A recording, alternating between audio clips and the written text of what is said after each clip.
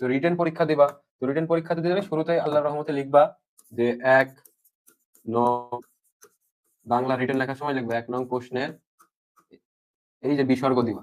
দিয়ে একটা টান দিয়ে দিবা। এখান থেকে এখানে একটা মুখও আঁকাই দিতে পারো তোমরা। কিন্তু এটা তো পরিপূর্ণভাবে ভুল। বিশ্ববিদ্যালয় লেভেলে যখন তোমরা রিটেন পরীক্ষাতে লিখবা তখন এরকম ভুল করা যাবে না। বিসর্গ এটা কিন্তু সবার মতে কিন্তু সঠিক। কিন্তু আমি তোমাদের দেখাই যে এটা ভুল। কারণ বিসর্গ একটি বর্ণ এবং এটা সংক্ষিপ্ত করার জন্য দেখা যায়। এখন ১ থেকে ১০ পর্যন্ত ১ থেকে ১০ পর্যন্ত এটাকে কথায় লিখতে হয়। রিটেন পরীক্ষাতে যখন লিখবা কিংবা সৃজনশীলে কিংবা যেকোনো জায়গাতে যখন লিখবা তখন সেটা কি কথায় লিখতে হয়। নং, এই যে নং এইটা বলে ধরো কোনো শব্দ নাই। বাংলা ব্যাকরণে কিংবা অভিধানে এই নং বলে কোথাও কোনো শব্দ খুঁজে পাবে না। কিন্তু আমরা এই যে নংটা বানায় ফেলে দিছি। কোথায় থেকে?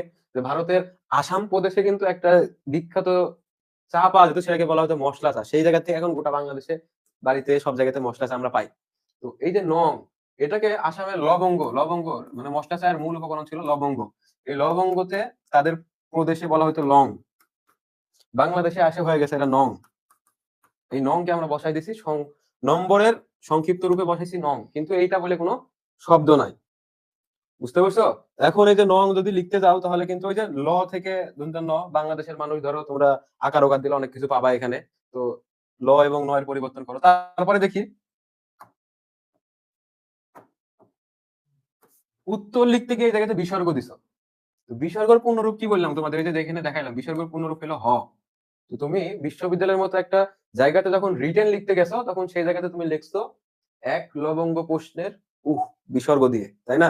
তো এইটা যখন স্যার পড়বে তখন তোমার প্রতি একটা ভালো ইমপ্রেশন অবশ্যই আসবে না? তো এইভাবে তো তোমাদের লেখা যাবে না।